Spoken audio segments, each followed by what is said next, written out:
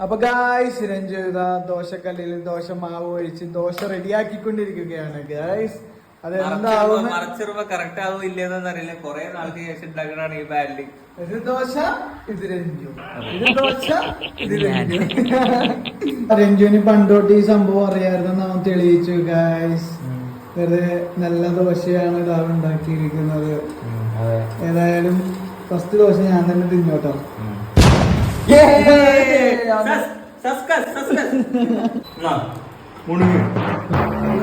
തിന്നണോന്ന് വെച്ചാൽ ഗായ്സ് ചൂട് ദോശയിൽ ഇങ്ങനെ ഇത്തിരി ചമ്മന്തി ഉണ്ടാകാം. ഇങ്ങനെ എടുത്ത് വിഷയം ദോശ ആളിയത്ത് പറഞ്ഞു കഴിഞ്ഞാൽ